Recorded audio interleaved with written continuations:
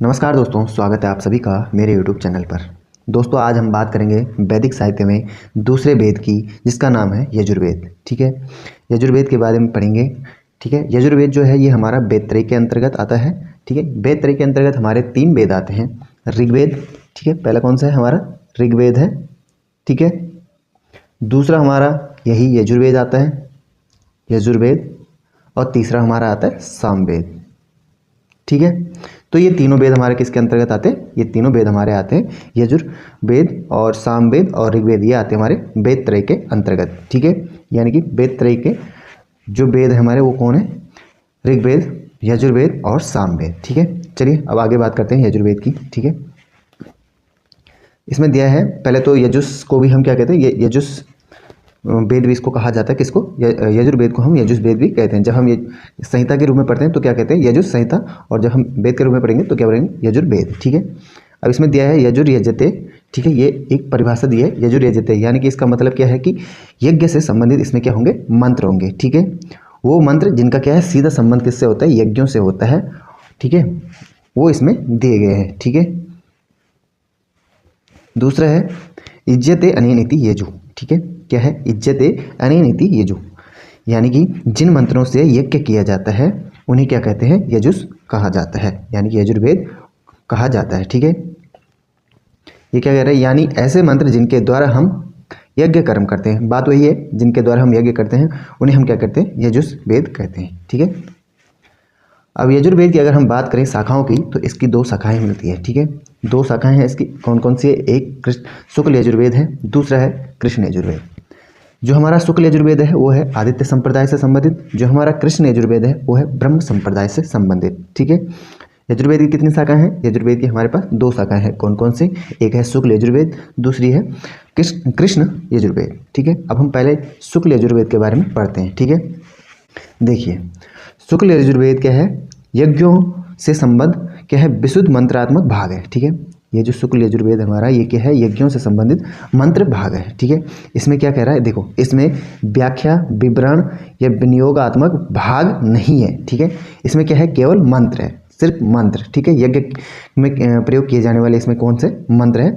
वही है। ठीक है, इसमें कोई व्याख्या नहीं है, कोई विवरण नहीं दिया गया है। ठीक है, कह रहा है ये मंत्र इसी रूप में यज्ञों में पढ़े जाते हैं। ठीक है, विशुद्ध रूप में जैसे दिए गए हैं वैसे के वैसे ये पढ़े जाते हैं। ठीक है, ये विशुद्ध और परिष्कृत होने के कारण इन्हें क्या कहा जाता है? शुक्ल कहा जाता है। ठीक है, शुक्ल मतलब स्वच्छ और अमिश्रित, जिसमें कोई मिश्रण नहीं हुआ होता है। ठीक है, इसलिए इसको क्या कहा जाता है? शुक्ल यजुर्वेद कहा जाता है। चलिए आगे बढ़ते हैं। यहाँ पे ध्यान देने वाली बातें हैं। क्या कह रहा है? शुक्ल का मतलब क्या होता है? साफ या सफ़ेद। ठीक है, इसे शुक्ल इसीलिए कहते हैं क्योंकि इसमें क्या है? केवल मंत्र है। ठीक है, कोई व्याख्या नहीं है, कोई मिलावट नहीं है, एकदम ये क्या है? शुद्ध है। ठीक है, इसलिए इसको क्या कहा जाता है? शुक्ल यजुर्वेद कहा जाता है। चलिए अब दूसरी शाखा की बात करते हैं, कृष्ण यजुर्वेद की। ये है हमारे पास दूसरी शाखा कृष्ण यजुर्वेद की। ठीक है, कह रहा है कि कृष्ण यजुर्वेद का संबंध किससे है? ब्रह्म संप्रदाय से है। मैंने ऊपर बताया था कि कृष्ण यजुर्वेद का संबंध किससे? ब्रह्म संप्रदाय से, और शुक्ल यजुर्वेद का संबंध हमारा किससे मिलता है? आदित्य संप्रदाय से मिलता है। ठीक है, ये रहा आदित्य संप्रदाय। ठीक है, अब देखिए इसमें क्या है? मंत्रों के साथ व्याख्या, विनियोग वाला अंश भी मिलता है। ठीक है, अतः इससे क्या कह सकते हैं? कृष्ण यजुर्वेद कहा जाता है। यानी कि इसमें क्या है? मंत्रों के साथ क्या मिलेगा? व्याख्या भी मिलेगी और उसका विनियोग वाला अंश भी मिलेगा, इसलिए इसको क्या कहा जाता है? कृष्ण यजुर्वेद कहा जाता है। ठीक है, ये यहाँ पे दिया है। इसमें मंत्रों के साथ साथ क्या है? नियम भी बताए गए हैं, व्याख्या भी मिली हुई है। ठीक है, इसलिए इसको क्या है? कृष्ण या मिश्रित यजुर्वेद कहा जाता है। अब कह रहा है इसी आधार पर, नेक्स्ट पॉइंट है, इसी आधार पर शुक्ल यजुर्वेद के प्रायणकर्ता क्या कहलाते हैं? प्रायणकर्ता ब्राह्मणों को क्या कहा जाता है? शुक्ल कहा जाता है। कह रहा है कि शुक्ल यजुर्वेद के प्रायणकर्ता ब्राह्मणों को शुक्ल और कृष्ण यजुर्वेद के प्रायणकर्ता को मिश्र नाम दिया गया है। ठीक है, चलिए आगे भी वही है, सेम ही है लगभग। ठीक है, जो ब्राह्मण शुक्ल यजुर्वेद पढ़ते हैं वे शुक्ल कहलाते हैं, और जो कृष्ण यजुर्वेद को पढ़ते हैं वो मिश्र कहलाते हैं। ठीक है, अब आगे देखिए क्या कहते हैं। जो महर्षि पतंजलि है उन्होंने अपने महाभाष्य में क्या है? यजुर्वेद की कितनी शाखाएं बताई हैं? 100 शाखाएं बताई हैं। ठीक है, जो महर्षि पतंजलि है उन्होंने महाभाष्य में क्या है? यजुर्वेद की 100 शाखाओं का वर्णन किया है। ठीक है, कह रहा है एक शतम अद्वैरु शाखा, ठीक है। क्या है, एक शतम अध्वर्यु शाखा, यानी कि इनकी कितनी शाखाएं हैं, 100 शाखाएं मिलती है। किसमें, महाभाष्य में। और महाभाष्य किसकी रचना है, महर्षि पतंजलि की। ठीक है, आगे देखिए इसमें कह रहा है कि जो पतंजलि मुनि ने बताया है कि यजुर्वेद की 100 शाखाएं थी, कह रहा है षड्गुरु शिष्य की सर्व अनुकर्मणि की वृत्ति में कुर्म पुराण में भी हमें क्या मिलता है, यजुर्वेद की 100 शाखाओं का उल्लेख हमें देखने को मिलता है। ठीक है, जब हम कुर्म पुराण पढ़ते हैं तो उसमें हमें क्या है,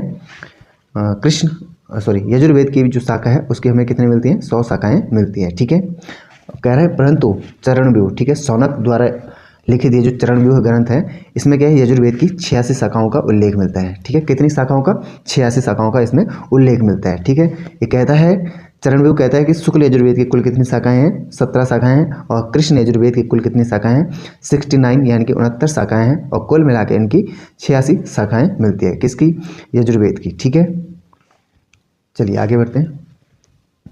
वही है, पुराने ग्रंथों में बताया गया है, लेकिन चरणव्यूह ने 86 शाखाओं का क्या उल्लेख किया है कि उनकी लिस्ट मिलती है। ठीक है, अब हम शुक्ल यजुर्वेद को पढ़ते हैं। ठीक है, शुक्ल यजुर्वेद में भी क्या है, 2 शाखाओं का वर्णन मिलता है हमें। ठीक है, पहले हमने यजुर्वेद की 2 शाखाओं का वर्णन किया, कृष्ण और शुक्ल। अब हम शुक्ल यजुर्वेद की भी दूसरी दो शाखाओं का वर्णन करने जा रहे हैं। ठीक है, पहली शाखा है मानदंडिन शाखा।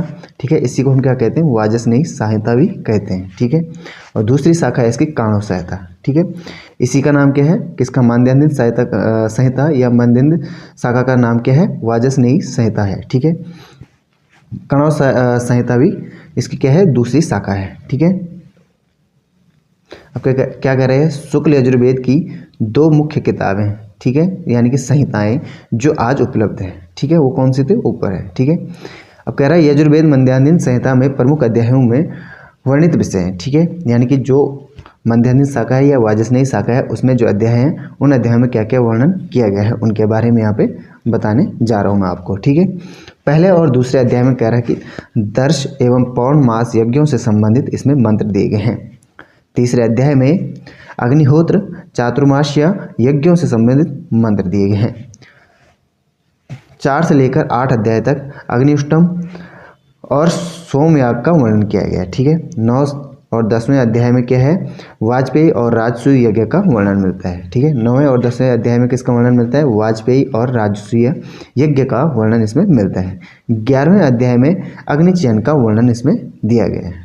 किसमें, अभी हमने बताया था कि शुक्ल यजुर्वेद की जो शाखा है, कौन सी शाखा, मध्यान्ह शाखा। ठीक है, मध्यान्ह शाखा, इसमें क्या बताया गया है, ये जो अध्याय है इसमें वर्णित विषयों के बारे में हम अभी पढ़ रहे हैं। ठीक है, तो कह रहा है कि 11वां जो अध्याय है उसमें अग्निचयन का वर्णन मिलता है। ठीक है, अब देखिए क्या कह रहा है, शुरुआत के अध्याय में अलग अलग यज्ञों के मंत्र दिए गए हैं, जैसे दर्श, पौर्णमास और अग्निहोत्र। वही है मानदंडिन संहिता या फिर वाजसनेयी संहिता। ठीक है, इसका अर्थ क्या होता है, दान देना। ठीक है, यानी कि अन्न का दान देना। अब इसमें देखते हैं मानदंडिन संहिता या वाजसनेयी संहिता। इसमें अध्याय की बात करेंगे तो 40 अध्याय है, मंत्रों की बात करेंगे तो 1975 इसमें मंत्र हैं। यजुर्वेद में अक्षरों की संख्या की बात करेंगे तो कितने हैं, 2,88,000 इसमें मंत्र मिलते हैं। और इसका उल्लेख कहाँ मिलता है, शतपथ ब्राह्मण में हमें देखने को मिलता है। ठीक है, नेक्स्ट है पॉइंट, सौत्रामणि स्त्रोत वाजसनेयी संहिता में है। जो ये सौत्रामणि स्त्रोत है इसका उल्लेख हमें कहाँ मिलता है, तो इसका उल्लेख हमें मिलता है वाजसनेयी संहिता या मानदंडिन संहिता में इसका उल्लेख हमें देखने को मिलता है। कह रहा है इस शाखा पर उपलब्ध भाष्य का नाम क्या है, मातृमोद है। किसका, जो सौत्रामणि स्त्रोत है इस पर हम जो भाष्य लिखा गया है उसका नाम क्या है, मातृमोद इसका भाष्य है। ठीक है, कह रहा है यह वाजसनेयी का अर्थ है अन्न का दान। इसमें कुल 1975 मंत्र है और मातृमोद इसका क्या है, प्रसिद्ध भाष्य है। ठीक है, दूसरी शाखा की बात करेंगे तो इसकी क्या है, काणव संहिता या काणव शाखा। ठीक है, काणव शाखा की बात करेंगे तो इसमें कितने अध्याय है, इसमें 40 अध्याय हमें देखने को मिलते हैं। कुल मंत्रों की बात करेंगे तो 2086 इसमें हमें मंत्र देखने को मिलते हैं। इसमें वाजसनेयी संहिता से 111 मंत्र क्या है, अधिक है। किसमें, काणव संहिता में वाजसनेयी संहिता से 111 मंत्र अधिक है। इसका विभाजन हमने अध्यायों में किया है जिसमें 40 अध्याय है।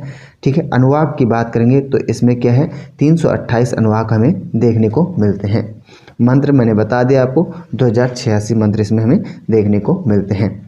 विषय क्या है इसका, कह रहा है कि विभिन्न यज्ञों में विधियों और उनमें पाठ्य मंत्रों का संकलन करना इसका क्या है, विषय है। ठीक है, ये मैंने बता दिया आपको कितने अध्याय हैं। ठीक है, अब कह रहा है अन्य प्रमुख अध्याय एवं विषय। हमने ऊपर उनके अध्याय देखे थे 11-12 तक, अब आगे देखते हैं कुछ प्रमुख अध्याय। ठीक है, जो 15वां अध्याय है इसका, इसमें क्या है, अगण्य दान का उल्लेख मिलता है। ठीक है, 16वें अध्याय में हमें मिलता है किसका, रुद्रादय का वर्णन, और 20वें अध्याय में मिलता है हमें अश्विनी कुमार का वर्णन। ठीक है, 22वें अध्याय में हमें अश्वमेध यज्ञ का वर्णन मिलता है। 23वें अध्याय में हमें किसका उल्लेख मिलता है, प्रजापति सूक्त का उल्लेख मिलता है। ठीक है, यानी कि प्रजापति सूक्त का उल्लेख हमें कौन से अध्याय में देखने को मिलता है, तो मिलता है हमें 22वें अध्याय में प्रजापति सूक्त को सूक्तों का क्या है, उल्लेख मिलता है। कह रहा है अध्याय 26 से लेकर 29 अध्याय जो है ये क्या है, इनके खिल अध्याय है। खिल अध्याय होते हैं जो बाद में जोड़े जाते हैं। ठीक है, 30वां जो इसका अध्याय है उसमें है पुरुषमेध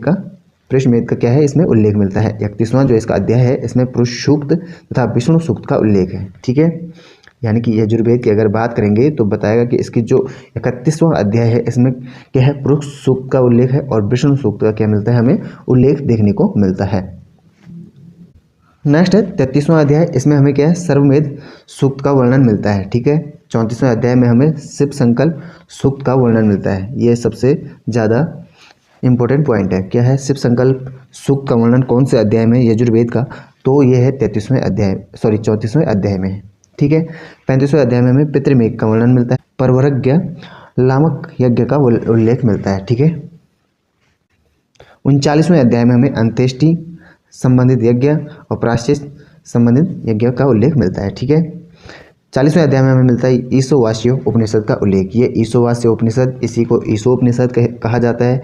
ठीक है, और ये क्या हमारे पास अलग से, जहाँ हमें उपनिषद दिया गया है प्रवक्ता के सिलेबस में, तो अलग से भी इसको पढ़ना होगा।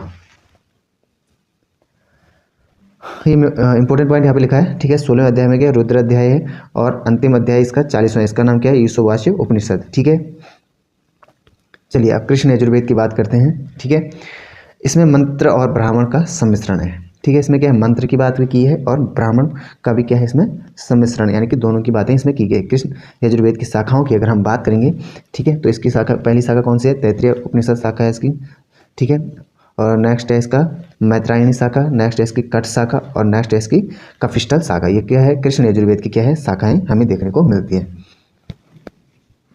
पहले हम बात करते हैं तैत्तिरीय संहिता की या तैत्तिरीय शाखा की। ठीक है, इसमें कांड कितने हैं, तो तैत्तिरीय शाखा में कितने कांड हैं, 7 कांड है। प्रपाठक कितने हैं, इसमें 44 हैं, और अनुवाक इसमें 631 हैं। ठीक है, कृष्ण यजुर्वेद की क्या है, 4 शाखाएं हैं। ठीक है, पहली तैत्तिरीय है जिसमें क्या है 7 कांड है। कह रहा है तैत्तिरीय संहिता के प्रमुख कांडों के वर्णित विषय। ठीक है, यही एक संहिता है, कौन, जो तैत्तिरीय संहिता है। यह तैत्तिरीय शाखा जो हमें यजुर्वेद की देखने को मिलती है, इसमें क्या है, ब्राह्मण है, आरण्यक है, उपनिषद है, स्रोत सूत्र है, ग्रह सूत्र है, ठीक है, सुलभ सूत्र है, और धर्म सूत्र है। ठीक है, इनका उल्लेख हमें कहाँ मिलता है, इसमें देखने को मिलता है, किसमें, तैत्तिरीय संहिता में इसका उल्लेख हमें देखने को मिलता है। कह रहा है अतः यही संहिता क्या है, सर्वांगपूर्ण है, क्योंकि इसमें क्या है, सभी का उल्लेख मिल रहा है, किसका, ब्राह्मण का, आरण्यक का, उपनिषद का, और स्रोत सूत्र, गृह सूत्र, सुलभ सूत्र और धर्म सूत्र, इन सब का उल्लेख इसी में देखने को मिलता है। नेक्स्ट पॉइंट देखिए, आचार्य सायण ने सर्वप्रथम तैत्तिरीय संहिता पर विस्तृत भाष्य किया था। यानी कि अगर पूछा जाए कि तैत्तिरीय संहिता या तैत्तिरीय शाखा पर सर्वप्रथम भाष्य किसने लिखा था, तो किसने लिखा था, जो सायण आचार्य हैं उन्होंने सर्वप्रथम तैत्तिरीय शाखा पर क्या लिखा था, भाष्य लिखा था। क्या लिखा था, भाष्य। चलिए आगे बात करते हैं इसकी। इसमें भी वही एक उल्लेख दिया गया है। ठीक है, कौन सा है, पहले कांड में किसका उल्लेख है, कह रहा है दर्श पूर्णमास, अग्निष्टोम, ठीक है, राजसूय यज्ञ। दूसरे कांड में है पशु विधान, इष्ट विधान, ठीक है, करीरी इष्ट, इसका उल्लेख मिलता है। तीसरे कांड में इसका पवमान ग्रह, ठीक है, आदि वैकृत विधि, इष्ट होम, इसका उल्लेख इसमें देखने को मिलता है। ठीक है, नेक्स्ट है हमारा चौथा अध्याय। इसमें क्या, अग्निचित, देव यजन गृह, चित्त वर्णन, वसोधारा, ठीक है, संस्कार, इसका वर्णन हमें देखने को मिलता है। पांचवा है, ठीक है, उख्या अग्नि, चित्त निरूपण, ठीक है, इष्ट का यंत्र, वायव्य, पशु आदि का इसमें क्या मिलता है, हमें उल्लेख देखने को मिलता है। छठे कांड की बात करेंगे तो छठे कांड की अगर हम बात करें इसमें किसका उल्लेख है, तो इसमें क्या है, सोम मंत्र ब्राह्मण का उल्लेख हमें देखने को मिलता है। जो सातवां कांड है इसमें क्या, अश्वमेध यज्ञ, ठीक है, षडात्र आदि सत्र कर्मों का क्या मिलता है, इसमें उल्लेख देखने को मिलता है। यह अकेली संहिता है जिसमें क्या है, ब्राह्मण आर्णिक, यह मैंने सब ऊपर बता दिया था, ठीक है। अब हम मैत्रायणी संहिता की बात करते हैं, ठीक है। चरण व्यूह में क्या है, 7 शाखाओं का उल्लेख मिलता है। किसकी? 7 शाखाओं का उल्लेख मिलता है। किसकी? मैत्रायणी जो शाखा है इसकी 7 शाखाओं का भी क्या मिलता है, हमें उल्लेख मिलता है, ठीक है। पहला है मानव, दूसरा इसमें दुंदुभ, तीसरा है एकई, चौथा है वराह, पांचवा है हरिद्र वे, ठीक है, छठा है श्याम, सातवां है श्याम यानी है, ठीक है। कांड की बात करेंगे मैत्रेयी शाखा में तो 4 कांड देखने को मिलते हैं। प्रपाठक इसमें 56 हमें देखने को मिलते हैं। और मंत्र की बात करेंगे तो 3144 मंत्र हमें इसमें देखने को मिलते हैं। कुल मिलाकर इसमें क्या है, 1701 मंत्र ऋग्वेद से लिए गए हैं, उद्धृत किए गए, मतलब ऋग्वेद से ये मंत्र लिए गए हैं, ठीक है। वही है, मैत्रायणी संहिता में 4 कांड है। खास बात यह है कि इसमें क्या है, 1701 मंत्रों को कहाँ से लिया गया, ऋग्वेद से लिया गया है। मैत्रायणी संहिता के प्रमुख कांडों में वर्णित विषयों की बात करते हैं, ठीक है। तो पहले कांड में क्या है, वही है दर्श पूर्णमास, अध्वर, अग्निहोत्र, चातुर्मास्य, वाजपेयी याग, इनका उल्लेख हमें किसमें मिलता है, प्रथम कांड में मिलता है। दूसरे कांड की बात करें तो इसमें काम इष्टियाँ, ठीक है, राजसूय और अग्निचित का वर्णन मिलता है। तीसरे कांड की बात करें, अग्निचित, अध्वर आदि, सौत्रामणि, अश्वमेध यज्ञ, ठीक है, याग मतलब यज्ञ है। चौथे कांड की बात करें तो यह खिल नाम से विख्यात है, ठीक है। मैत्रायणी शाखा का आप पूछा जा सकता है, मैत्रायणी शाखा का कौन सा कांड आपको खिल नाम से प्रसिद्ध मिलता है, तो ये मिलेगा आपको चौथा कांड, ठीक है। इसमें क्या है, राजसूय यज्ञ भी मिलता है, अध्वर, प्रवरज्ञ, ठीक है, याजनवाक, इसका उल्लेख इसमें देखने को मिलता है। वही है खिल मतलब परिशिष्ट कांड कहा जाता है। नेक्स्ट है काठक या कठ संहिता। इसमें 5 खंड है, ठीक है। कौन से, कह रहा है कि जो आपकी कठ संहिता है या कठ शाखा है, खंड देखने को मिलते हैं, तो देखने को मिलते हैं आपको 5 खंड, ठीक है। जो इसमें कठ संहिता है या कठ शाखा है, इसमें हमें 5 खंड देखने को मिलता है, ठीक है। इटिमिका, माध्यमिका, ओरिमिका, ठीक है, या जनवाक्य, अश्वमेध आदि अनुवचन, ठीक है, 5। इसके उपखंडों को स्थानक और अनुवचन नाम से भी संबोधित किया जाता है, ठीक है। इसमें कुल 19 यागों का वर्णन किया गया है। खंड कितने हैं इसमें, 5 है। स्थानक कितने हैं, 40, अनुवचन 13 है, उपखंड कितने हैं इसमें, 53 है। किसमें, कठ शाखा या कठ संहिता में, ठीक है। इसमें मंत्र और ब्राह्मण की संख्या कुल कितनी है, 18,000 है, ठीक है। कठ संहिता में अध्यायों को स्थानक कहा जाता है, ठीक है। इसमें कुल 18,000 मंत्र और ब्राह्मण भाग है। बात करते हैं कपिष्टल शाखा या कपिष्टल संहिता की, ठीक है। इसको ठीक है, इसको क्या है, यह चरकों की 12 शाखाओं में से एक है, ठीक है।